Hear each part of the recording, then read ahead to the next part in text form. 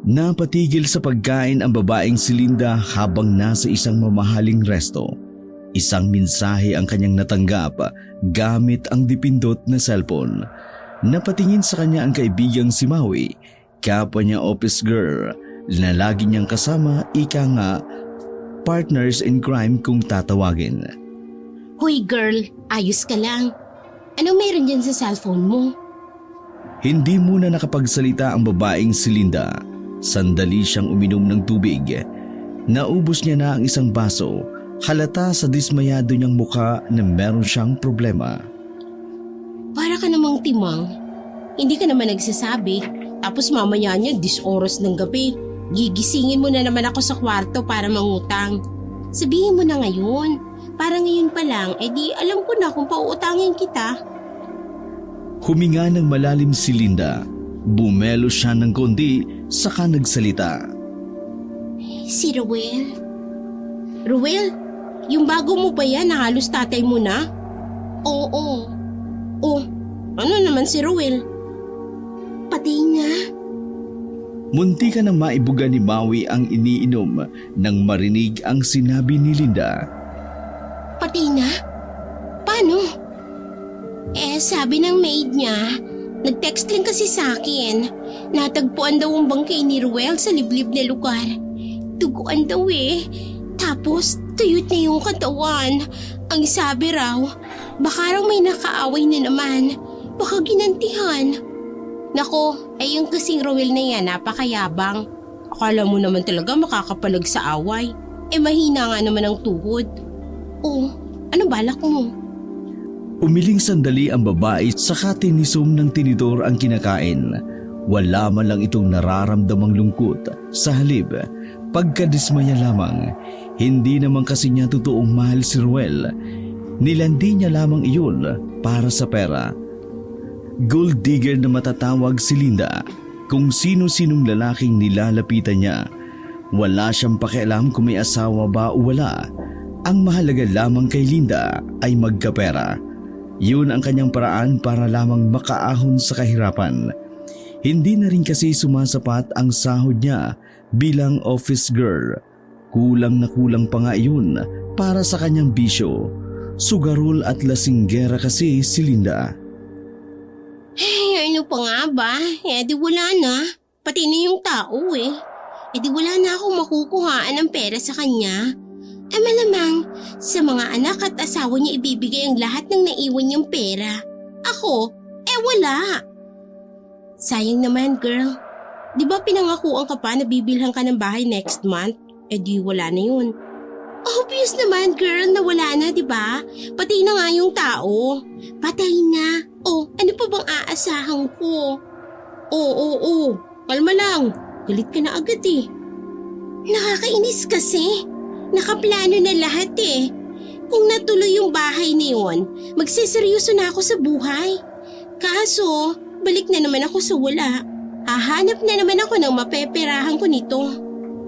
Napakabiglaan naman kasi nang nangyari dyan sa boylet mo. Di ba nakakagulat?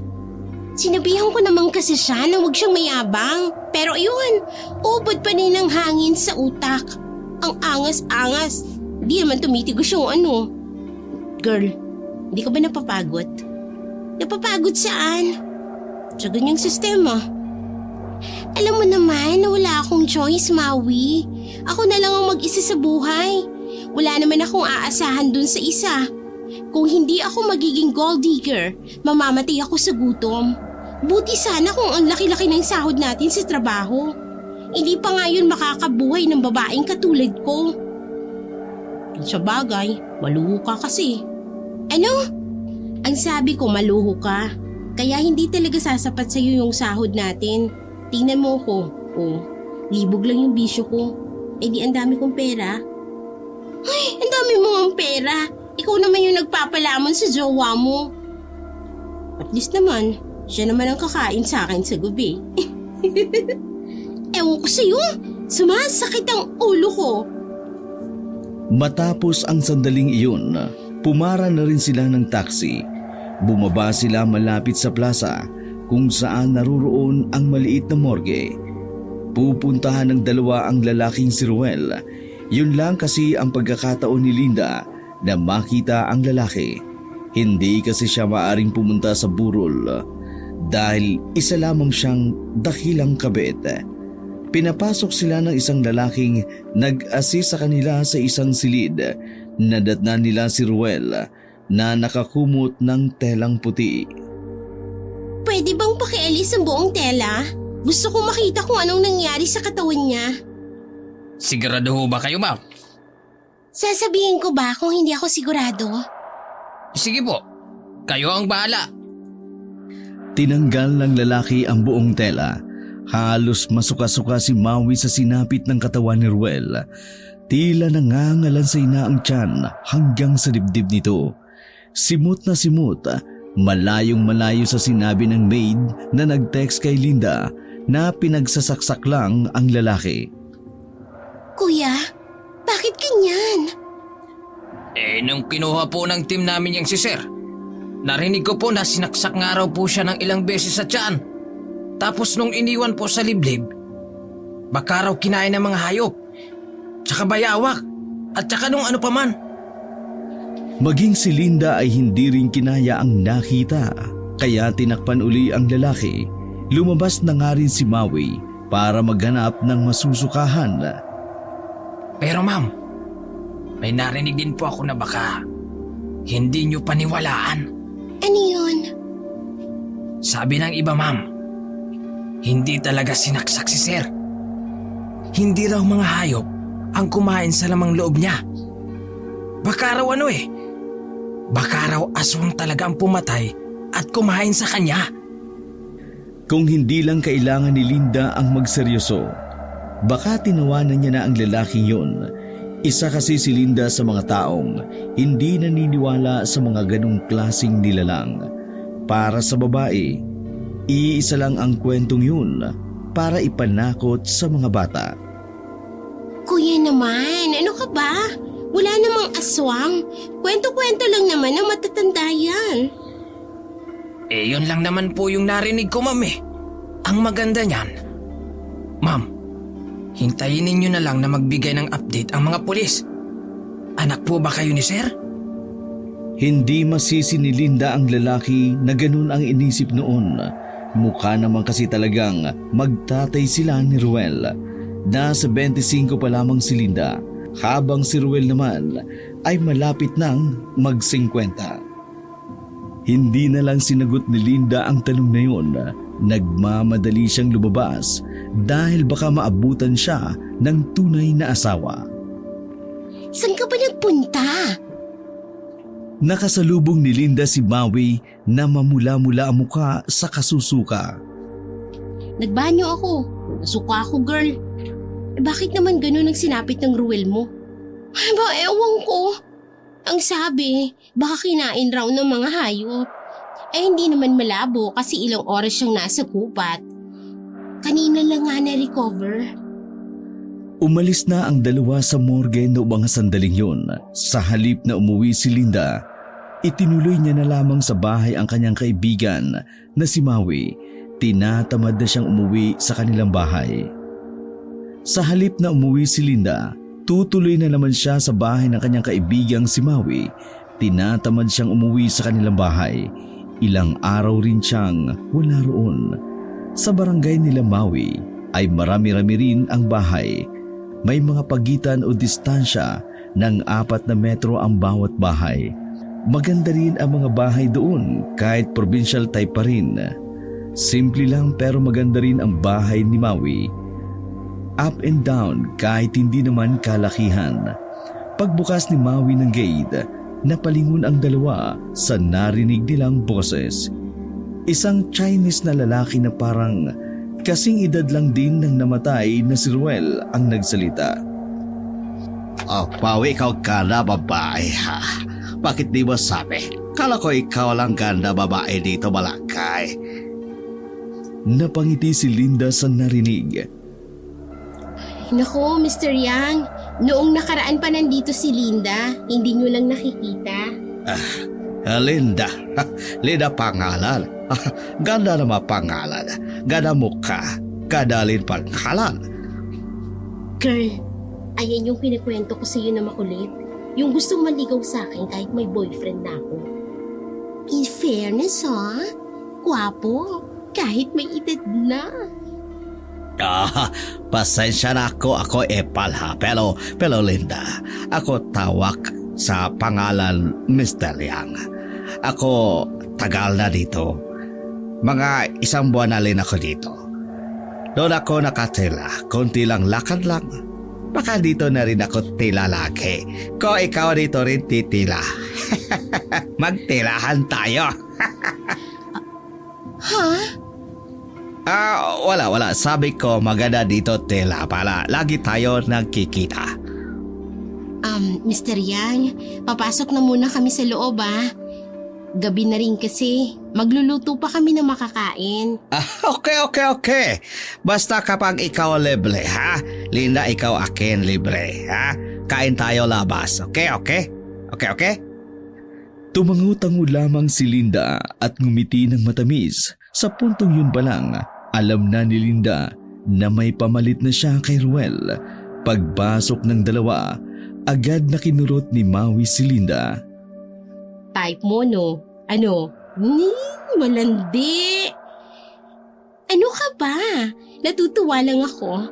Ngayon lang ako nakakita ng incheck dito tapos marunong na magtagalog kahit nabalik ko. Sus, alam ko na yan. Utot mo, Blue.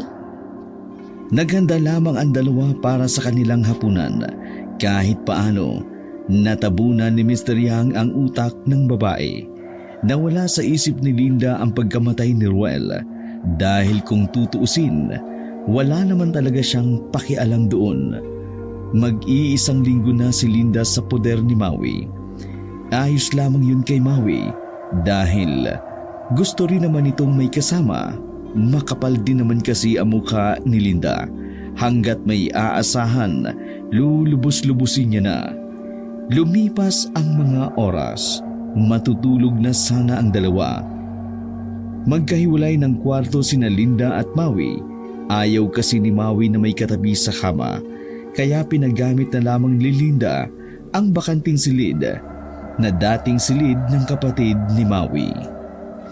Habang nagpapaantok at naglalaro ng Space Impact sa cellphone, nakarinig si Linda ng baboy ramo.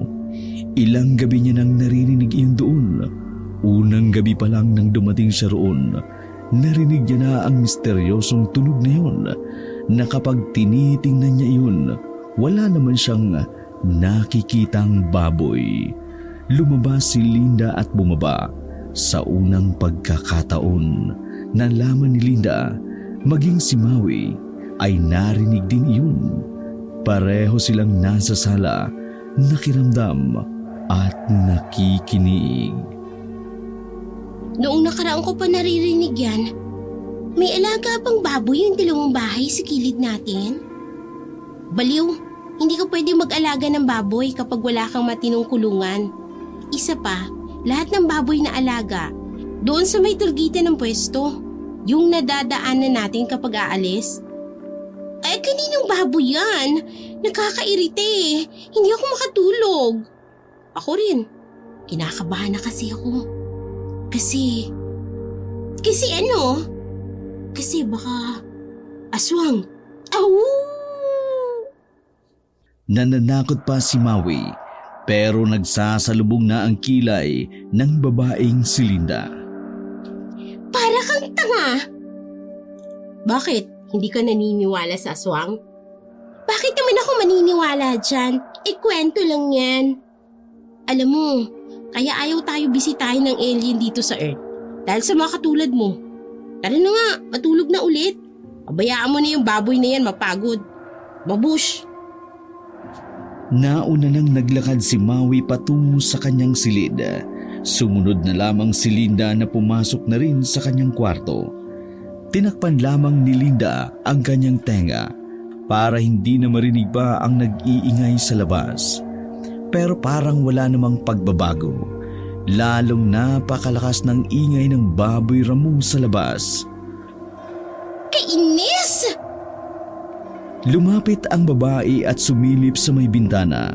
Wala naman siyang nakitang baboy. sandali ring tumigil ang tunog nang tumungaw siya. Malaman ko lang talaga na may nantitrip dito. Babatuhin ko talaga ng arinola na may ihi. Matapos sabihin ni Linda iyon, hindi na muli siya nakarinig ng ingay ng baboy ramo. Makalipas lang ang 10 minuto, dinalaw na rin siya ng antok. Makalipas ang ilang araw, unti-unti nang napalapit ang loob ni Linda sa inchik na si Mr. Yang. Naging regular kasi ang pag-aabang ng inchik sa babae para lang mapansin siya ni Linda.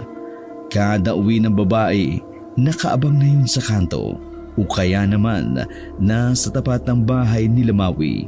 Kaya naman, hindi na nagpatumbik-tumbik pa si Linda.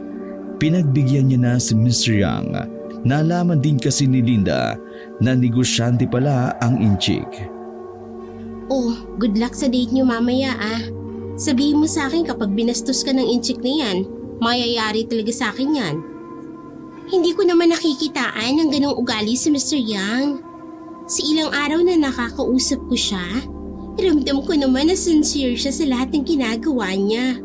Ayun nga lang, may pagkamanyakis minsan. Pero, sanay naman na ako ron. Sigurado ka na ba dyan sa gagawin mo? Oo naman! Ano bang tingin mo kay Mr. Yang? Tao! Baliw! Sinasabi ko kung anong tingin mo sa kanya. Peperahan ba o mamahalin? Malamang! Peperahan! Ayoko magmahal no? Alam ko na wala rin namang magsiseryoso sa akin. Wala ba talaga?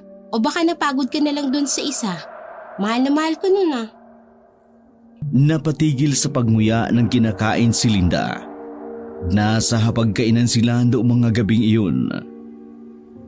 Girl, almost 2 weeks ka nang hindi umuwi kay Mr. Jano.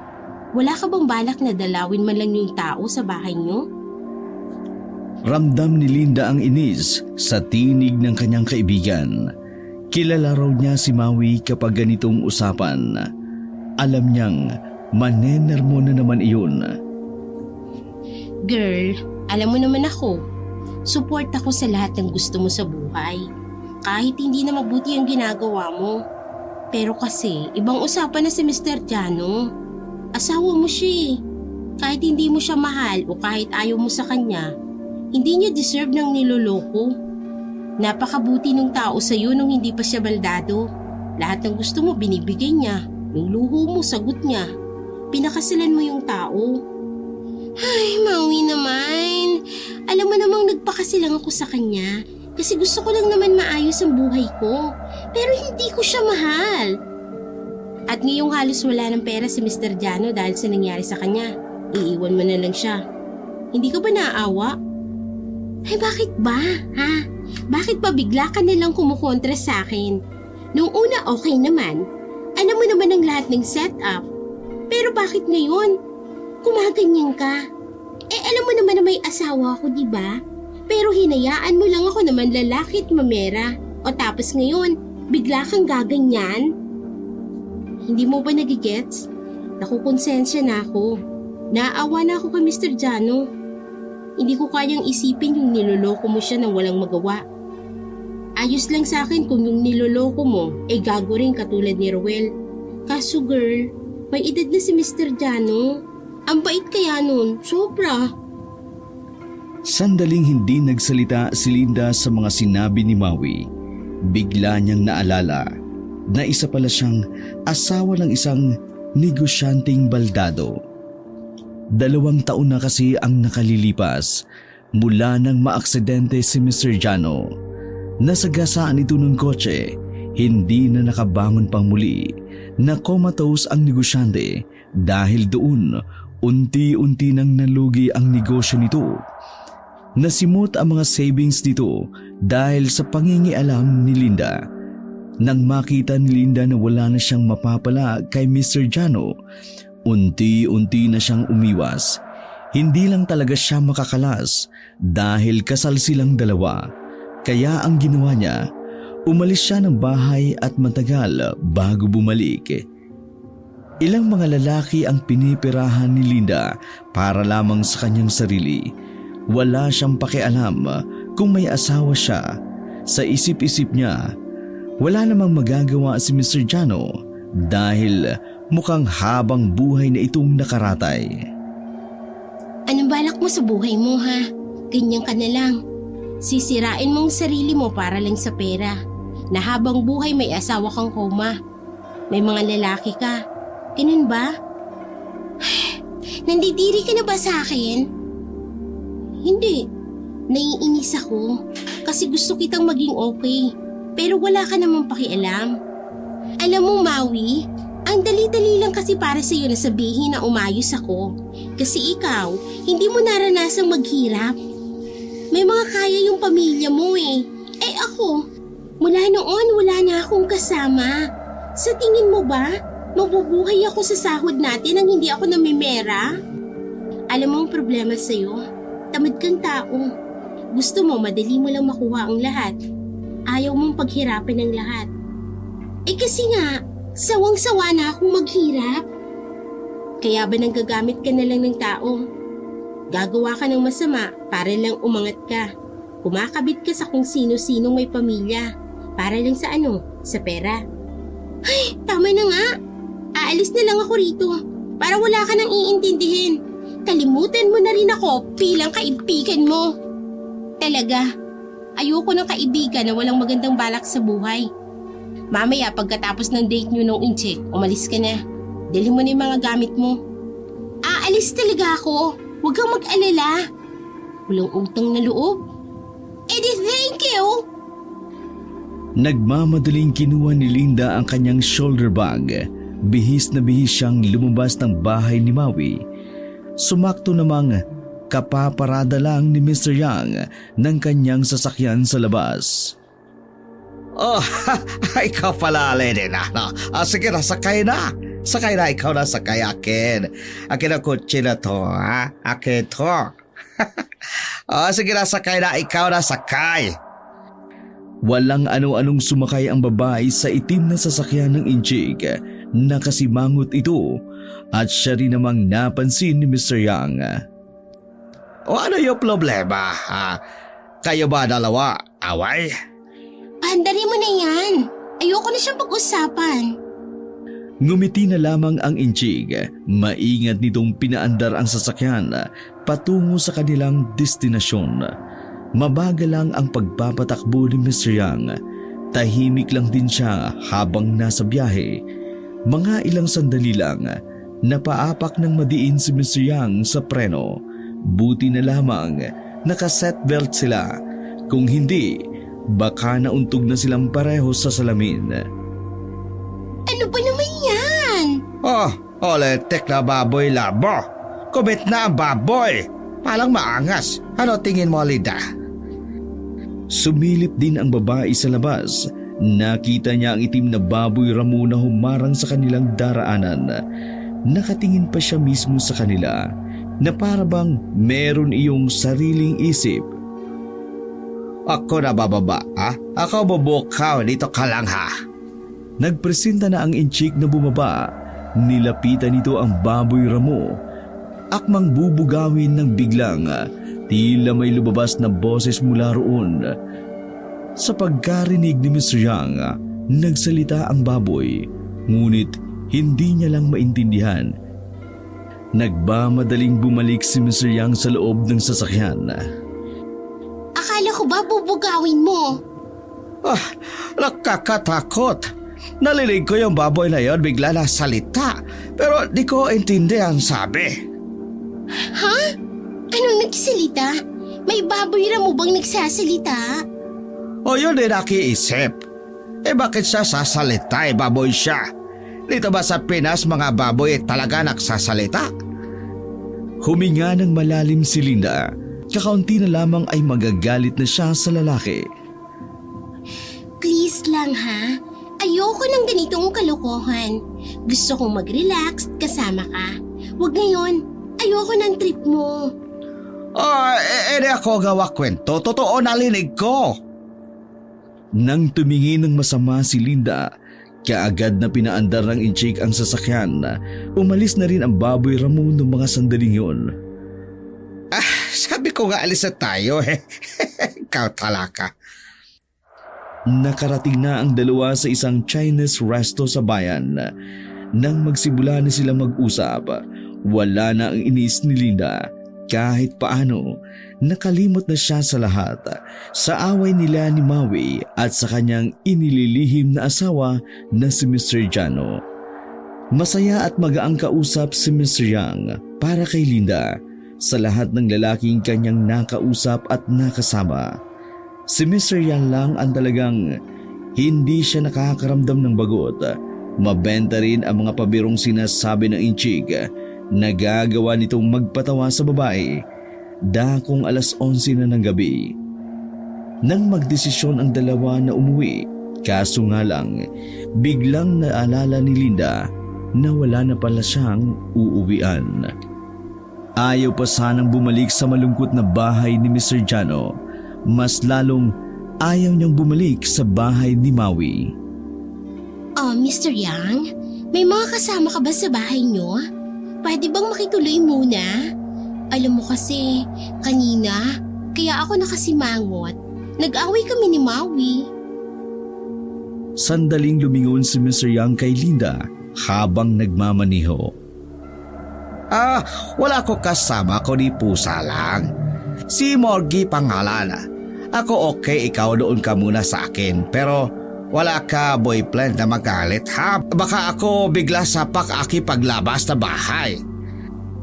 Tahasang itinanggi ni Linda na may nagmamay-ari na sa kanya. Wala no, single ako. Hindi naman ako makikipag-date sa'yo kung may jowa ako o asawa. Ako naninigolo lang. Sa amin kasi bawal ang taksil. Pag ikaw taksil, ikaw iwan yung asawa. Hello, wala ka naman asawa o boyfriend. Hindi ka taksil. Ikaw tila muna sa akin, ayos lang. O wag ka maalala ha, di ako gawa masama sa iyo. Kahit ako manyakis minsan, ako taas lespeto sa babae. Kasi sabi mama ko, pag ikaw lespeto sa babae, ikaw dagdag points. Yun yun. Natawa naman si Linda sa pinagsasasabi ng Inchik. So, ayos lang na dun muna ako sa bahay mo? Ayos na ayos. Pwede ka noon habang buhay. Ikaw talaga? Dinaanan na muna ni Linda ang gamit niya sa bahay ni Maui. Pagkatapos niyang kunin iyon, agad siyang pumunta sa bahay ni Mr. Yang. Tulad ng inaasahan ni Linda, malaki ang bahay ng Inchik. Lahat ng negosyanteng nilalandi niya ay puro malalaki ang bahay. Maraming Chinese design sa paligid, may feng shui sa pinto, may mga dragon din ang mga pader at kung ano-ano pang Inchik. Ang ganda naman ng bahay mo. Bakit mag-isa ka lang dito? Ito maging honest ako sa iyo. Bago ako lipat dito, melo ako syuta, Pinay. Ito bahay ko, dapat kanya. Bigay ko to dapat, kaso bigla siya nagloko sa akin. Kaya ako bawi. Pinalayas ko siya kaya ayoko sa manluloko. Napalunok na lamang si Linda. Alam niya sa oras na malaman ni Mr. Yang ang sekreto niya, hindi malabong mapalayas din siya. Magsasalita pa sana si Linda nang makarinig na naman siya ng tunog ng baboy. Nagsalubong ang kanilang kilay nang lumabas sila ng bahay. Pagtingin nila sa bakuran, naruroon na ang baboy Ramo. Yun ang baboy Ramo na muntikan na nilang masagasaan. Napansin ni Linda ang kakaibang takot sa mukha ni Mr. Yang. Teka, yan yung baboy labo sa daan. Bakit yan dito? Paano yan nakasunod dito, bahay ko? Noong oras na yon, iba na rin ang pakiramdam ni Linda. Inisip niya na baka yun din ang baboy Ramo na madalas nilang marinig ni Maui. Pumasok ka na lang dito. Pabayaan mo na yan. Baka alaga lang yan sa kabilang bahay. Hinila ni Linda ang inchik paloob. Nakatingin lang sa kanila ang baboy ramo. Nahihiwagaan talaga si Linda sa baboy ramo na yun. Para kasing kung makatingin ay kilala sila nito. Linda, kanina talaga ako nagdinig ako salita yung baboy. Hindi ko alam kung ano sabi. Pasensya ka na ha, pero yun talaga dinig ko. Ngumiti ng pilit ang babae. Hinawakan ni Linda ang dibdib ng inchik para akitin. Yun lang ang paraan para matigil ito sa sinasabing werdo. Isa pa, hindi na rin komportable si Linda. Nakararamdam na rin siya ng kaba ng mga oras na yun. Hayaan mo na nga yan. Mabuti pa. Magpahinga na muna tayo. Okay? Pahinga lang? Gusto mo bang mapagod? Tumango-tango lamang na parang aso si Mr. Yang. Di tumakbo ka. Natawa na rin si Linda nang makita ang reaksyon ng lalaki. Nauna siyang umakyat sa ikalawang palapag nang ituro ng inchik ang kanyang magiging silid. Pagbukas ni Linda ng bintana, nakita niya ang baboy ramo sa tapat. Nakatingala siya sa kanya at nakaupo na parang pusa. Lumakas naman ang kabog ng dibdib ng babae. Hindi niya alam kung bakit parang sinusundan sila ng baboy ramo na yun. Lalong-lalo na siya. Mabilis siyang isinara ang bintana. Kalaunan, nawala na rin ang tunog ng baboy. Kinabukasan, maaga siyang nagising para pumasok sa trabaho. Pagbaba niya lang ng sala ay naganda na ng makakain si Mr. Yang. Napangiti naman si Linda dahil sa buong buhay niya, yun ang unang pagkakataon na may lalaking pinaghandaan siya ng pagkain. Hindi niya maiwasang hindi matuwa sa lalaking inchik.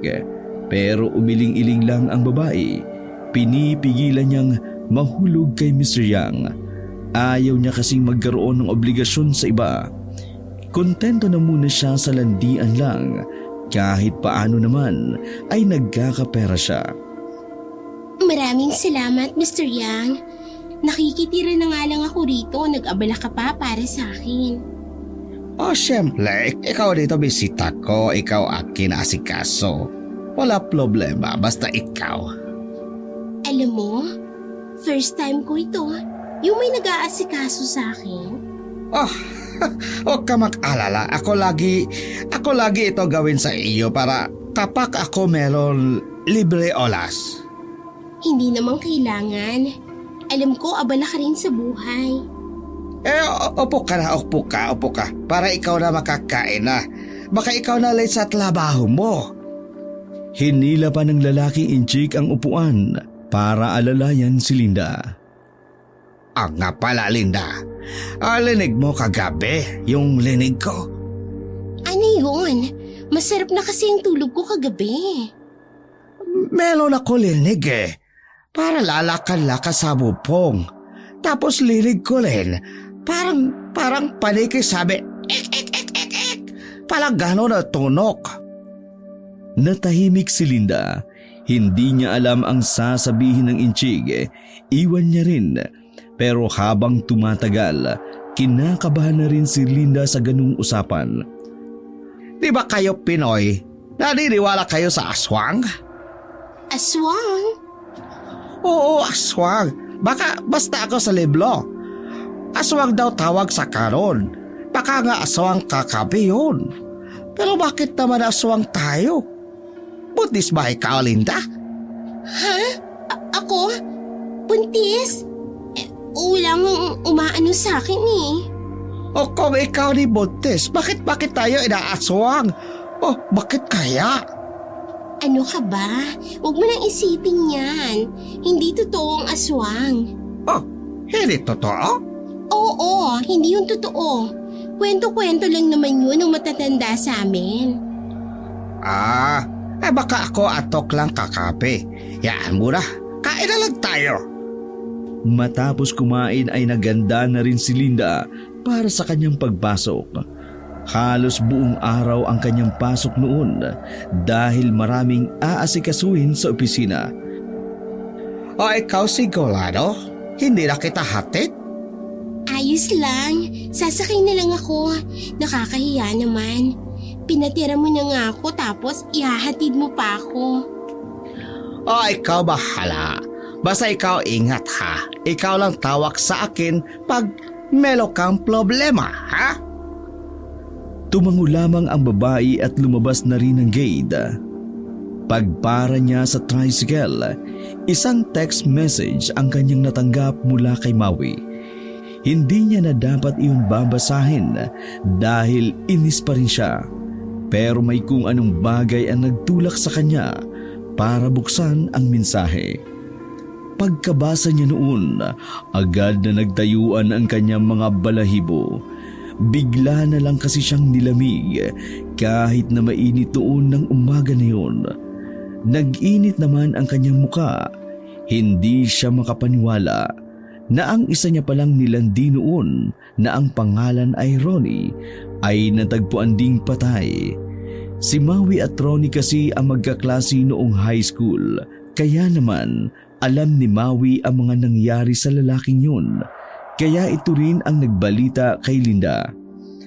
Base sa text ni Maui, kagayang-kagaya rin ng nangyari kay Ruel. Wala na rin ang tiyan, butas na butas at simot na simot ang lamang loob. Kinakabahan si Linda dahil sa ideyang dalawa na sa mga nilandi niya ang pinatay, si Ruel at si Ronnie. Ayaw man niyang isipin pero nanghihinala siya na merong isang taong gumagawa ng lahat.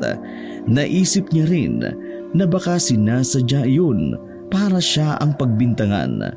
Sa sobrang pagkalutang, lumagpas na si Linda sa kanyang bababaan. Mabuti na lamang ibinalik siya ng driver. Wala siya sa sarili nang pumasok siya sa kanyang trabaho. Habang naglalakad, nakasabay niya sa elevator ang isang lalaking nasa 40 anyos ang edad. Manager iyon ng kabilang department. Palihim ding kalandian ni Linda ang lalaking yun na ang pangalan ay Arnold. Maging si Maui ay hindi yun alam. Free ka ba mamaya, Linda? Nasa vacation trip ang family ko. Pwede kang pumunta sa bahay. O kaya, kung ayaw mo naman, pwede naman tayong mag-check-in. Don't worry, babayaran ko ang oras mo na higit pa sa dati. Namiss ko lang talaga ang kaluluwa mo eh. Wala ako sa mood ngayon. Pero pwede naman nating iset yan bukas ng gabi. Oh, I see. Sige, wala namang problema. Sa linggo pa naman ang uwi ng family ko. Asahan kita ha. Pagbukas ng elevator, lumabas na rin ang lalaking si Arnold. Ganun kalandi o kakati si Linda. Hindi lang isa, dalawa o tatlo ang kaya niyang pagsabay-sabayin. May iba pa nga siyang ginagamit para lang sa sariling kapakanan. Hindi niya lang masyadong pinapahalata, lalo na sa kaibigang si Maui. Mabilis na lumakad ang mga oras. Naging abala ang babae sa dami ng dapat niyang asikasuhin. Nag-overtime na nga siya at inabot ng 8:00 ng gabi habang naghihintay ng masasakyan sa gilid ng bangketa. Bigla na lamang lumitaw ang kanyang kaibigang si Maui sa gilid. Tulad niya kasi, doon din naman naghihintay si Maui. Nabasa mo ba yung text ko? Nakatingin lamang sa malayo si Maui, pero sinagot na lang din siya ni Linda. Oo, nabasa ko. Wala na namang makitang lead ang mga pulis sa pumatay kay Ronnie. Kagayang-kagaya ng kay Ruel. Hanggang ngayon wala pa rin matinong update. Sabi nila, inaswang daw si Ronnie. Diba, ganun din ang sinabi ng iba sa nangyari kay Ruel. Alam ko na hindi ka naniniwala sa mga aswang. Pero paano kung totoo, Linda? Kung totoo, alin mo gusto mong gawin ko? Di kabahan ka na. Kasi yung aswang na yon, ibig sabihin lang nun, ayaw ng aswang na meron kang nilalanding iba. Baka nga baka may nagkakagusto sa iyong aswang. Pabiro lamang iyon, pero kita ng pagiging seryoso sa mukha ni Maui. Bumuga ng hangin si Linda at bahagyang natawa. Aswang? May nagkakagusto sa akin na aswang? Alam mo, hindi tayo okay Pero umaabot ka sa ganyang idea. Baka naman kasi wala akong pakialam kung anong isipin mo. Basta ako binibigyan kita ng ideya. 2 na sa mga lalaki mong namatay. Dapat ngayon napapaisip ka na. Sige na, mauna na ako. Magkikita pa kami ng boyfriend ko. Nang may mapadaang tricycle, nauna nang sumakay si Maui, naiwang napanganga na lamang si Linda. Mga ilang sandali lang, may humintong itim na sasakyan sa harapan niya. Nagulat na lamang siya nang makita ang lalaking inchik sa loob. Oh, Linda! Sakay na! Nagmamadaling pumasok si Linda sa takot na baka makita siya ng iba niya pang lalaki. Okay, let's go! Oh, nagkulat ba kita? Ano ka ba? Bakit ka ba pumunta? Bakit mo ko sinundo? Paano mo nalaman ang trabaho ko? Oh, gusto lang namang ikaw akin sundo kaya ako tanong si Maui kung saan ka trabaho. Di sabi niya sa akin kaya alam ko. Ay, yung bruha na yun talaga. Oh, saan mo gusto kain, ha Linda? Wala akong ganang kumain Pwede ba? Dalhin mo na lang muna ako dun sa nakaka-relax na lugar. Oh, nakaka-relax talaga. Ako may alam. Pinaandar agad ng inchik ang sasakyan. Habang nasa biyahe, napansin ni Linda na parang iba ang dinadaanan nila. Unti-unti kasing nawawala ang mga puno roon. Wala na ring makita si Linda ng mga bahay. Tanging malawak na lamang na palayan. Saan ba tayo pupunta? Ah, doon sa lighthouse. Kada doon, taas pala ikaw relax. Paliw ka ba? Ang layo pa nun. Biglang inihinto ni Mr. Yang ang sasakyan. Oh, ayaw mo doon? Nakakahiya. Ang layo. Bumalik na lang tayo. Masasayang pa yung gas mo. Naku, sayang. Ang ganda pa naman luluga. Ang ganda pa naman ang view doon. Huwag na. Ayoko makaabala sa'yo. Pinihit ni Mr. Yang ang manibela pabalik. Nanahimik na lamang si Linda habang nakatingin sa labas ng bintana. Nang nasa kalagitnaan na sila ng biyahe, biglang pumutok ang gulong ng sasakyan ni Mr. Yang. Mabuti na lamang, mabagal lang ang kanilang takbo, kaya hindi sila na-aksidente. Inihinto ni Mr. Yang ang sasakyan sa gilid.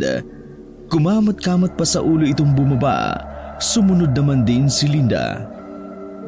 Ay, nako, paktay ang gulong! Wala ka bang dilang extra na gulong? Oh, meron ako extra sa likod kaso ako wala dalang gamit. O paano ko kakabit? Malas buhay. Huminga na lamang ng malalim si Linda. Sa halip kasi na makapag-relax, mas lalo pa siyang na-stress. O di bali ako tawag maghihila nito. Teka, hanap muna ako signal ha. Nanatiling nakatayo si Linda sa gilid ng sasakyan habang nakasandal. Lumayo naman muna ang inchik. Nang makahanap ito ng matinong signal, meron itong kinausap. Medyo malayo na si Mr. Yang, kaya hindi na narinig iyon ni Linda.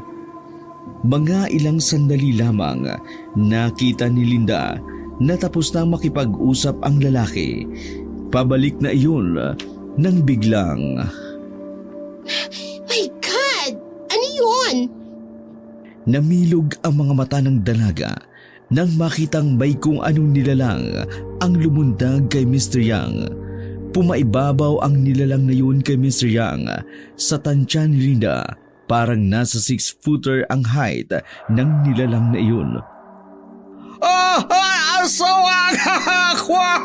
Ay, aswang! Nagawang sipain ni Miss Yang ang aswang na nasa ibabaw niya na. Nailang din na lumapit ang aswang sa inchik nang ilabas nito ang isang bala ng baril. Sige! Ikaw aking lapit! Ako hawak bala baril! Ikaw aking baril! Ano? Lapit! Pasimpleng tumakbo ang inchik pabalik ng sasakyan. Hinila ang pinto nito. Si Linda naman, papasok na at saka isinara ang lahat ng salamin ng bintana. Anong nilalang yun? Ako sabi sa iyo, totoo, aswang! Aswang yun? Pagkailaw ni Mr. Yang sa harapan, naruroong nakatayo na ang lalaking aswang. Kitang-kita ni Linda ang itsura noon. Bilugan ang mga mata ng aswang na kulay itim. Malaki ang bunganga at marami namang matutulis ng ngipin. Maraming buhok sa dibdib. Mahahaba ang kuko noon. Tayo na alis! Flat yung gulong, di ba? Maaksidente tayo kapag pinilit mo. Oo nga pala, flat. Pala yung ex ko, flat. Ano gagawin natin? Ay, aswang, magkalapay tayo. Aba, ewan ko. Naglakad lang ang aswang na lumapit sa kanila. Pilit na binabasag ang salamin. Mabuti na lang din, mamahalin ang sasakyan na yun, kaya hindi basta-basta mababasag ang mga salamin. Para bang galit na galit ang aswang. Malalim ang tingin niya kay Mr. Yang, pero mas nakatatakot ang tingin nito sa babae. Pikit mo yung mata! Kakalmo dyan pag makita ng aswang, ha? Huwag ka alala, ha? Hindi niya tayo mapasok dito. Tibay lahat aki salamin. Ayoko na. Gusto ko nang umalis dito. Hindi makapaniwala si Linda noong mga sandaling yun na nasa harapan na nga nila ang aswang. Huwag ka takot. Ako bahala. Huwag ka takot. Ikaw ang bahala. Wala kang magawa. Bakit pa kasi tayo rito dumaan Pa-lighthouse ka pa kasing nalalaman ng incheck ka. Sabi mo, di ba, relax ka? O kaya dala kita dito sana. Ayaw mo naman kaya, ayun, di ka nakapag-relax, ha? Kasi nga may aswang. Nagdadihilan ka pa. Napasigaw ng malakas si Linda nang makitang sumampa na sa harapan ng sasakyan ang aswang. Umuuga na ang sasakyan sa pagkakataong iyon. Hinang-hina na rin si Linda sa kasisigaw, habang si Mr. Yang naman ay parang tangang pinaalis ang aswang. Anong show ka dyan? Tanga ka ba? Hindi yan manok. Aswang yan. Kung makabugaw ka parang hayop lang, ha? Paano ba tapat? Bawal ba ang Ewan ko sa'yo. Nang magsawa na ang aswang sa kasusuksok sa salamin, bumaba na rin iyon sa harapan.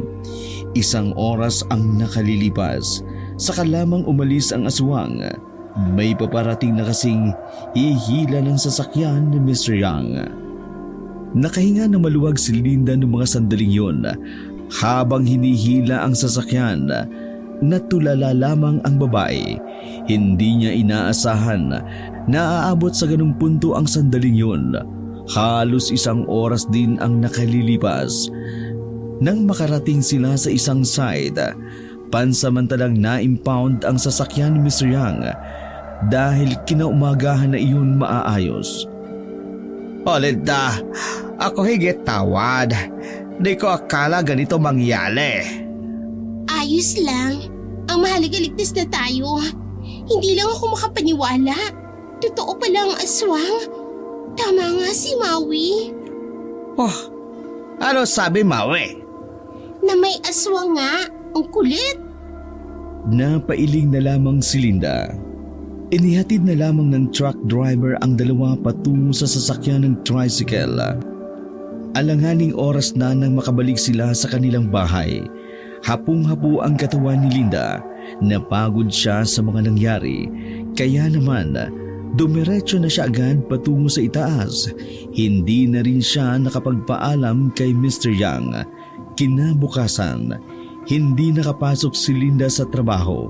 Sumama kasi ang kanyang pakiramdam, kaya noong mga araw na iyon, mag-isa na lamang siya sa bahay. Pagdating ng tanghali ay pinilit niyang makabangon. Nagawa niyang ipagluto ang kanyang sarili. Habang kumakain, biglang nag-vibrate ang kanyang cellphone. Nang tingnan niya ang screen, nakita niya ang pangalan ng lalaking si Jano, ang nag-iisang lalaking pinakasalan niya sa dami ng kanyang nilandi. Nagtataka si Linda kung paanong napatawag ang lalaking yun, samantala hindi naman iyon makagalaw. Isa lang ang maaring naiisip niya na gagawa noon. Ay, pakialamera talaga si Aling Anita eh. Si Aling Anita ang nag-iisang kasambahay na hindi umaalis kahit wala nang mapasahod si Mr. Jano. Ito rin kasi ang nag-aalaga si negosyante mula nang umalis si Linda doon. Hindi sinagot ni Linda ang tawag. Sa halip ay pinatay niya lamang ang kanyang cellphone. Nagdaan pa ang mga oras. Naghanda na rin si Linda. Bihis na bihis siya sa nakatakda nilang pagkikita ng lalaking si Arnold. Isa sa mga kalandian ni Linda, isang manager sa kabilang department. Umalis siya ng bahay habang wala si Mr. Yang. Pumunta siya sa plaza, ang lugar na napagkasunduan ng dalawa. Nakatanggapan ng text si Linda na nasa biyahe na ang lalaki, pero magdadalawang oras na wala pa rin si Arnold. Doong una, nakaramdam ng inis si Linda. Akala niya hindi na ito sisipot. Aalis na sana siya ng plaza nang biglang tumawag si Arnold. Pero nang sagutin niya iyon, ibang boses ang kanyang narinig. Linda, wala na siya. Isinama ko na siya sa listahan ng mga lalaking dapat mamatay. Nanginig ang mga kamay ni Linda at binitiwan niya ang cellphone. Nakakatakot ang tinig na kanyang narinig sa kabilang linya. Parang boses iyon ng demonyo. Nang mahimasmasan, dali-daling dinampot ni Linda ang cellphone sa lapag. Nagmamadali siyang umuwi ng bahay ni Mr. Yang. Pag-uwi niya, isinarado niya ang pinto. Malikot ang kanyang mga mata. Napaisip siya na baka nga totoo ang sinasabi ni Maui, na baka nga may asawa nga talagang nagkakagusto sa kanya. Maya-maya pa ay bigla na lamang siyang nakarinig ng mga katok. Nagtago siya sa likuran ng sofa sa sobrang takot na nararamdaman. Nawala lamang ang kaba niya nang marinig ang boses ng inchik. Linda! Ikaw bukas ito pinto! Dito na ako! Ayaw kasi susi, iwan ko dyan sa loob! Binuksan agad ni Linda ang pintuan at niyakap ang lalaki. Takot na takot ang kanyang mukha. Pawis na pawis ang mukha ng babaeng na halatang tensyonado. Oh, ano lang yale? O bakit ikaw takot? Pumunta ba dito aswang? Umiling si Linda. O wag ka alala, ako dito na. Ako punta albularyo. Ako kuha kanya panguntla. Di ako niwala aswang. Dati, pero ngayon, ako niwala na ako ha. Kaya ako bili panguntla. Ito, kunin mo ito kwentasa. Sabi albularyo, pag suot mo yan, iwas sa'yo aswang. Maraming salamat, Mr. Yang. Nandiyan ka para sa akin palagi. O ikaw na wag na iyak. Ako gawa ito kasi ikaw aking mahal. Ako hintay lang kung kailan ka handa. Wala problema sa akin gaano katagal ang importante sa akin. Aking nalamdaman ay totoo. Naiyak na lamang si Linda. Pakiramdam niya, si Mr. Yang talaga ang kakampi niya sa buhay. Para kasi sa kanya, malabo silang magkaayos ni Maui. Ayaw din naman ni Linda na pinakikaalaman ang kanyang buhay. Indinaan na lamang ni Linda sa pagkain ang kanyang takot. Ngunit ganun pa man, paulit-ulit na tumatakbo sa kanya ang mga pangyayari. Ang pagpatay kay Ruel, kay Ronnie, at sumunod pa si Arnold. na dapat ay kikitain niya. Malinaw para kay Linda na aswang nga ang gumawa noon, pero hindi niya malaman kung sino nga ang aswang na yun. 10:00 ng gabi, nakatingin lamang si Linda sa kisame nang biglang tumawag sa kanya si Maui. Umiiyak ang babae at humahagulhol. Nandiyan ka ba kay Mr. Yang?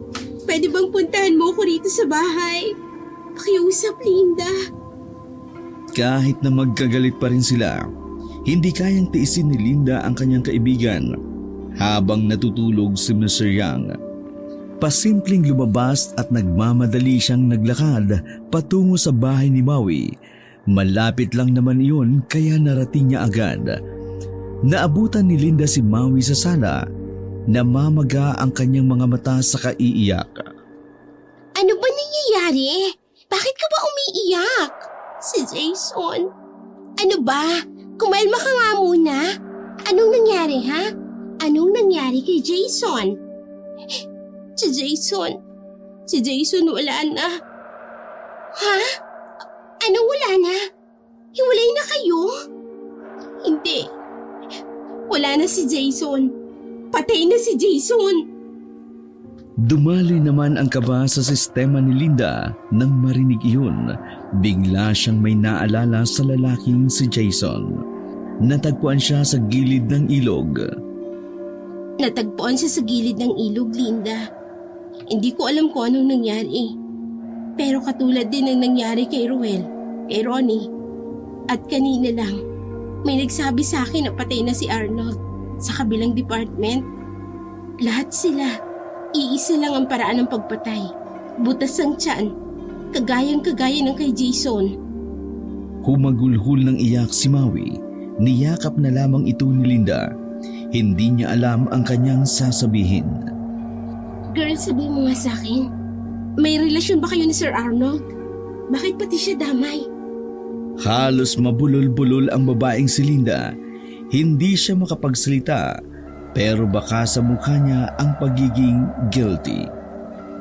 So meron nga, naging kayo ni Sir Arnold? Kumala si Maui sa pagkakayakap.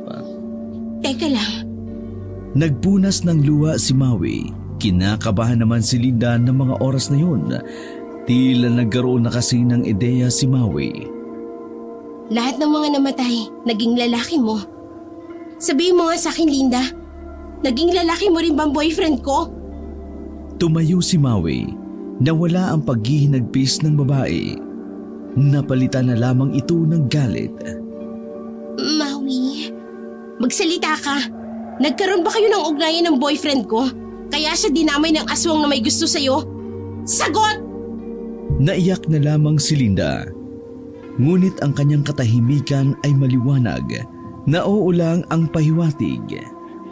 Walang hiya ka? Paano mo nagawa sa akin ito? Minahal kita na parang kapatid. Lahat ng kailangan mo ibinigay ko kapag meron ako. Pero bakit pati ako inahas mo? Kaya pala tuwing magde-date kami noong nakaraang buwan, wala siyang pera, kahit kasasahod lang. Siguro sa'yo napupunta, no? Umamin ka! Umamin ka! Pinagsasampal ni Maui si Linda sa mukha. Sinabunutan din si Linda at hinila palabas ng bahay. Napakahayop mo, Linda! Lahat na lang ba ng lalaki? Basta may pera, bobo ka. Kung hindi pa namatay si Jason, talagang hindi ko malalaman, ano? Sana ikaw nang isunod ng aswang na yun dahil napakabasura mong tao! Maui, let me explain. Mula ngayon, wala na akong pakialam sa'yo kahit mamatay ka pa! Padabog na isinarado ni Maui ang pintuan. Naiwang nakaupo sa labas ang babaeng si Linda. Kasabay pa ng pagbuhos ng ulan ang pagtulo ng kanyang mga luha. Sa puntong yun, tila nagsisi na ang dalaga, pati ang nobyo ng kaibigan niya ay kanyang inakit.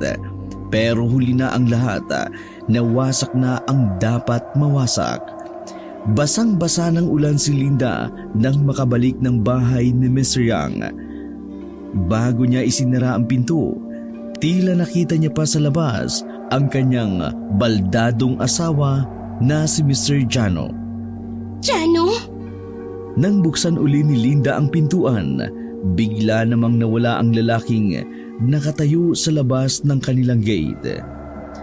Napailing na lamang si Linda, akala niya'y imahinasyon niya lamang iyon.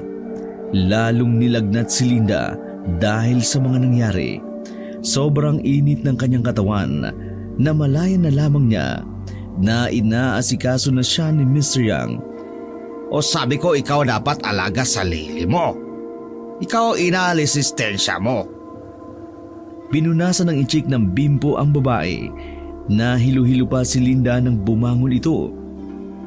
O wag ka na tayo. Ako kuha sa kusina iyo pagkain. Diyan ka lang ha. Sandaling naiwan sa sala si Linda. Umiikot pa ang paningin niya noon. Pero nagulat siya nang makita ang aswang na nakasilip sa bintana ng sala. Aswang! Natarantang bumalik si Mr. Yang sa kanya, ngunit wala ng aswang sa bintana.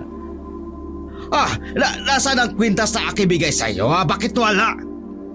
Hindi na narinig iyon ni Linda. Nagsimula na naman siyang mataranta.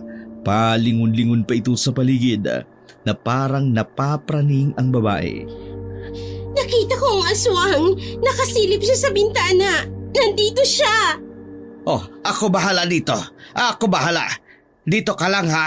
Ako alis. Isa pa. Ako Bilibalel. Eto. Inilabas ng inchik mula sa tangiliran ang kanyang 45 baril. Kinasa niya pa iyon sa harap ni Linda. Ikaw aswang! Pakita ka akin ngayon! Sasabog kayo ulo! Labas ka! Nakarinig na lamang sila ng kalusko sa paligid ng bahay. Kasunod noon, ang tunog na inilabas ng isang baboy. Tahimik lang na nakiramdam si Mr. Yang at Linda habang nasa sala hanggang sa may narinig na lamang silang nagbagsak sa ikalawang palapag. Linda, ikaw, tago ba nyo ha? Ako bahala dito. Paano ka? Baka mapahamak ka. O wag mo ako isip. Ako ikaw protektahan ha. Sige ikaw na. Ikaw na takbo doon. Pagewang-gewang na naglakad si Linda patungong banyo. Hilong-hilo pa siya sa sobrang sama ng kanyang nararamdaman. Kinakarma na ba talaga ako sa lahat ng ginawa ko? Pagkasara ni Linda ng pinto ng banyo, naramdaman niya ang mabibigat na paa sa hagdanan. Lalong dumagungdong ang kaba ng babae. Nag-aalala siya para kay Mr. Yang. Alam niya na iyon talaga ang punterya ng aswang. Kaya naman, nasiguro ni Linda na papatayin ng aswang ang inchik na yun. Maya-maya lamang, nakarinig si Linda ng magkakasunod na putok. Kasunod noon ay malakas na kalabog. Nagtumbahan ang ilang babasagin na gamit. Sinubukang sumilip ni Linda mula sa banyo. Tanaw na tanaw niya ang matangkad na aswang. Parang binabalibag lamang nito si Mr. Yang. Pilit namang nagpapaputok ang inchik, pero sadyang mabilis na makaiwas ang aswang. Linda! Takbo! Takbo ikaw mabilis ha! Ikaw sa likod na bahay! Hindi ko kaya ang aswang na to! Walang sinayang na pagkakataon si Linda. Lumabas siya ng banyo. Ngunit bago pa man siya makarating sa daan sa likod, gumapang na ang aswang sa sahig papalapit sa kanya. Nahawakan siya sa balikat at hinila pabalik. Natuluan siya ng malapot na laway galing sa aswang. Kinaladkad siya papunta sa sala kung saan naruroon si Mr. Yang. Binaril ng inchik ang aswang at sa pagkakataong iyon, natamaan iyon. Nabitiwan naman ng aswang si Linda. Pagkakataon iyon para makalapit ang babae sa inchik. Oh, bakal mo takbo! Sabi ko, takbo ka bilis! Pagbangon muli ng aswang, nagpaputok uli si Mr. Yang. Tinamaan naman iyon sa tagiliran. Halatang hindi marunong gumamit ng baril ang lalaki dahil kung saan-saan lamang ito tumatama. Nang maubos na ang bala ng lalaki, hinila nito palabas si Linda. Sinamantala niya ang pagkakataon na nasaktan pa ang aswang. Tumakbo sila palabas. Hindi pa naiuwi ni Mr. Yang ang sasakyan. Kaya naman, kumaripas na lamang sila ng takbo paalis. Sa kabutihang palad, may mga nakasalubong silang romorondang tanod. Nagsumbong sila sa mga iyon. Ngunit nang balikan nila ang bahay, wala na ang aswang. Dahil sa takot na baka isa sa kanila ang mapatay, bumiyahe ang dalawa patungong bayan. Mas kampante sila roon dahil di hamak na mas maraming tao ang naruroon. Nag-check-in sila sa isang hotel. Nang sa ganun, meron silang matutulugan. Mr. Yang, may sugat ka? Oh, ikaw wag mag-alala akin. Ako ayos lang. Ikaw, ayos lang ba ikaw? Ayos lang ako. Nag-aalala ako sa iyo eh. Oh, wala ka dapat pag-alala ako. Ako ligtas. Ligtas ka rin. Kaya wag na ikaw iyak ha. Pangit ka pag ikaw iyak ha. Sa mga sandaling yun, saka lamang nilabas ni Linda ang kanyang iyak. Sa loob ng ilang oras, sobra na ang nangyari sa buhay niya. Tinuturing na nga lang din niyang karma ang mga iyon. Ikaw dito muna ha. Ako check ako sa iba. Dito ka lang. Pakiusap. Natatakot akong mag-isa. Huminga ng malalim ang inchik. Oh, sige. Dito ako ha. Ako labas muna. Punta ako klinik. Papalinis ko aking sukat. Bumalik ka kaagad ah. Gumiti naman si Mr. Yang. Wala pang 5 minuto, lumabas na ang lalaki. Nag-vibrate naman ang cellphone ni Linda. Pagdukot niya sa bulsa, tumatawag naman ang number ng kanyang asawang si Mr. Jano. Wala siyang lakas ng loob para sagutin iyon dahil alam niyang si Aling Anita lang naman ang makakausap niya. Alam niyang pauuwiin na lamang siya nito para mag-alaga sa kanyang asawang baldado. Pinatay ni Linda ang tawag. Huminga siya ng malalim. Magkakasunod na buntong hininga ang kanyang pinakawalan. Lord, eto na ba ang parusa mo sa akin? Grabe ka naman sa akin. May mas masama pa nga sa akin eh. Pero bakit ganito ka kagrabe sa karma ko? Tuluyan ng napahugulhul ang babae. Napahigpit ng hawak niya sa unan sa lahat ng mga nangyari. Parang gusto na lang din niyang mamatay. Hindi niya alam kung kakayanin niya pa ang mga susunod na araw. Maya-maya pa bigla na namang umilaw ang kanyang cellphone. Nairita si Linda kaya sinagot niya na ang tawag na yun. Hindi siya nagkakamali. Si Aling Anita ang kanyang narinig. Ano ba, Aling Anita? Bakit ba? Ano bang kailangan mo? Di ba ang sabi ko sa'yo, ayoko nang magbantay dyan? Iha, maaari ka bang umuwi na muna kahit na sandali? Kagagaling lang kasi ng doktor dito kanina. Ang sabi ni Sir Jano, bukas ng gabi na raw malalagutan. Sa hindi man lamang dahilan, may kung anong kurot ang nararamdaman niya sa kanyang kalooban. Nagising na si Sir kanina, pero hindi pa rin siya makapagsalita at makagalaw. May malay na siya, iha. Kaya sana, bago man lang siya mawala, pumunta ka at makausap mo siya. Ako nang nakikiusap sa'yo. Pinatay agad ni Linda ang tawag. Nais niyang pagbigyan ang kahilingan ng matanda. Tutal, yun din naman ang huling pagkakataon na makikita niya si Mr. Jano. Nakasalubong niya si Mr. Yang sa pinto. Nang paalis na siya, napahinto ang inchik at nagtataka. Oh, saan ikaw punta? Hindi na muna nagsalita si Linda. Sa tingin niya, dapat malaman ni Mr. Yang ang tungkol sa asawa niya. Oh, wala pala klinik sa hotel na to. Malas pero okay lang. Di naman grabe aking sugat. Kaya mo pa ba? O ano kaya ha? Samahan mo ako mamayang umaga.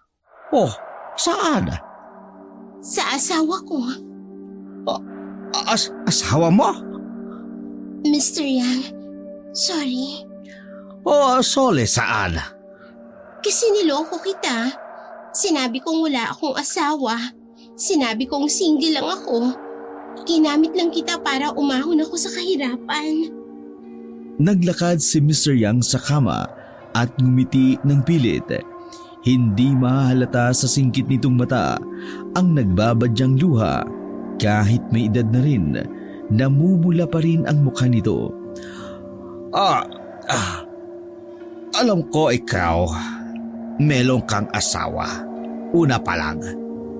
Ikinagulat ni Linda. Sinabi sa akin ni Maui lahat na ikaw dami lalaki, na ikaw dami jowa. Tapos ikaw may asawa. Alam ko lahat. Pero bakit ka kumilos na parang wala kang alam? O hindi naman ikaw tanong akin kung ako meron alam. Kahit pa, nasaktan kita. Ayaw ko lang kasi ikaw konsensya. Gusto ko lang tayo makasama. Ako lungkot buhay. Pero no ikaw aking kita sa halap ng bahay ni Maui, ako sumaya. Kaya sabi ko sa aking sarili, kahit ano mangyari, ikaw aking pasayahin.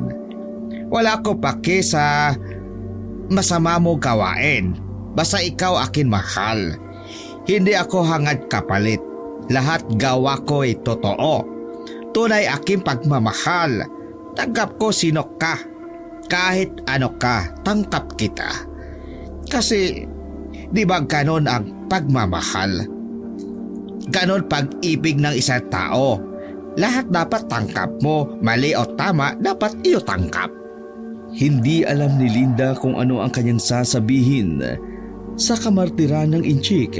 Sa lahat ng lalaking nakilala niya, si Mr. Yang ang nagparamdam sa kanya na meron siyang halaga. Sobrang saya niya, hindi niya maipaliwanag. Huwag mo akong mahalin. Hindi ako karapat-dapat sa pagmamahal mo. Kita mo ngayon, nalalagay ka sa panganib. Sa halip na tahimik ang buhay mo, yun ka, sugatan. Muntikan ka pong mamatay. Oo, kaya akin sabi, lahat aking gagawin pala sa'yo. Ako matanda na. Buhay ko wala na saysay. Kung wala ako pag-alayan, kaya sana hayaan mo Mr. Liang na protekta sa'yo. Ikaw lang ang melon ako. Ayaw ko ikaw kuha na aswang. Pero... Wala nang pelo-pelo. Payak na. Ako iyo bodyguard hanggang huli akin buhay. Tila walang balak na magpatalo si Mr. Yang, kaya hinayaan na lamang iyon ni Linda. Nagyakapan silang dalawa ng mahigpit. Oh, bukas punta tayo iyo asawa. Noong mga oras na yon, hindi na natigilan si Linda na ibigay ang kanyang sarili kay Mr. Yang.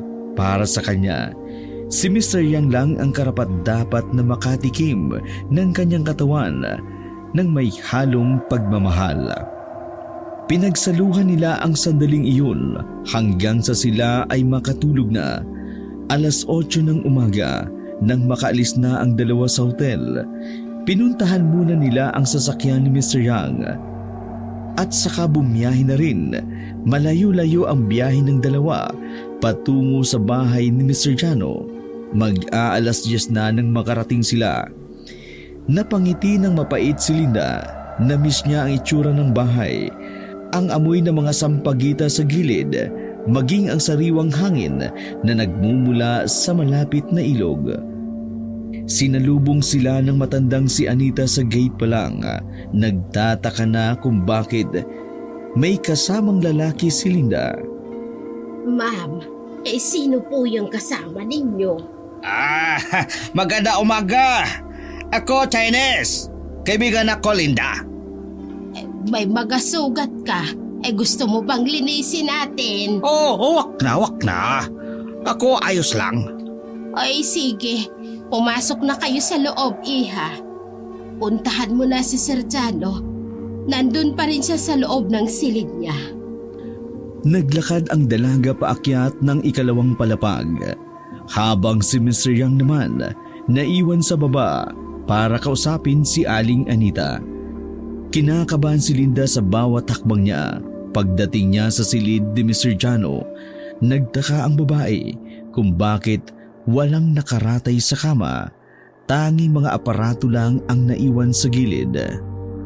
Kumusta ka, Linda? Namiss kita. Nanlaki ang mga mata ni Linda nang harapin iyon. Jano, paano? Matagal na akong nagising sa koma. Pinapanood ko lang lahat ng galaw mo. Ang saya-saya kasing makita na wala kang alam. Habang alam ko lahat ng ginagawa mo. Anong ibig mong sabihin? Napansin ni Linda ang mga sugat na parang buta sa katawan ni Mr. Jano. Parang tama iyon ng bala ng baril. Una pa lang, alam ko nang pinakasalan mo lang ako para sa pera ko. Pero, nagkamali ka ng niloko, Linda. Unti-unting nagbago ang anyo ng lalaking si Mr. Jano. Bigla itong naging itsurang aswang. Oo, Linda. Ako ang aswang na pumatay sa lahat ng lalaki mo. Ako ang may kagagawa ng lahat ng yon. Ako rin ang baboyra mo. At ako rin ang papatay sa iyo ngayon. Dahil kung hindi kita mapapakinabangan, mabuti pang mamatay ka na lang din kasama ang inchik na yon. Hindi makapaniwala si Linda na ang kanya palang pinakasalan ay isa palang aswang. Magpaalam ka na! Nasa aktong sasakmalin sana ni Jano si Linda nang biglang dumating si Mr. Yang. Tinaga nito ang liig ni Mr. Jano. Sa lakas ng pagkakataga at sa talim ng itak, munti ka nang humiwalay ang ulo ng aswang. Pasensya na, Iha. Napag-utusan lang ako na papuntahin ka. Hindi ko alam na aswang si Sir. Naiyak na lamang ang matanda na kasama ni Mr. Yang. Hindi nakapagsalita si Linda dahil sa nangyari. Samantala, nagpatawag naman si Aling Anita ng isang albularyo na susunog sa bangkay ng aswang na si Mr. Jano. Tila mabaliw sa kaiisip si Linda sa ideyang hindi niya pala talaga kilala ang kanyang pinakasalan.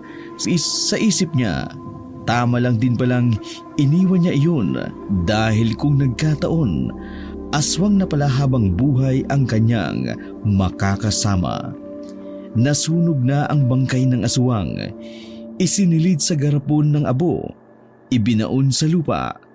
Ang sabi kasi ng albularyong matanda, para hindi na mabuhay sa ibang katawan si Mr. Jano. Sobrang pagsisisi ang nararamdaman ni Linda noong mga sandaling yun. Maraming bagay ang nawala sa kanya dahil sa mga mali niyang desisyon sa buhay. Ang tanging na lamang nananatili sa kanya ay ang inchik na si Mr. Yang. Oo, tapos na problema. Tayo ay uwi na. Pala ikaw ay pahinga. Huminga ng malalim si Linda. Kalmado siya ng mga sandaling yun na may lungkot pa ring nararamdaman. Mr. Yang, pwede bang dalhin mo na ako sa Maynila? Masyadong maraming nangyari dito. Hindi ko na kayang manirahan sa lugar kung saan ko sinira ang buhay ko. Oo, kung yan ang mabuti sa'yo, walang problema. Sasamahan kita. Ako sa'yo sasama. Ngumiti na lamang ng malapad ang babae. Makalipas ang ilang araw, nakipagkita si Linda sa matalik na kaibigang si Maui. Humingi siya ng kapatawaran sa babae, ngunit sa kasamaang palad, hindi pa handa si Maui. Ganun pa man, sinimulan na ni Linda ang mamuhay sa Maynila. Nagsimula ng panibagong buhay kasama ang matandang inchik na bukod tanging tumanggap sa kanyang pagkatao. Wakas.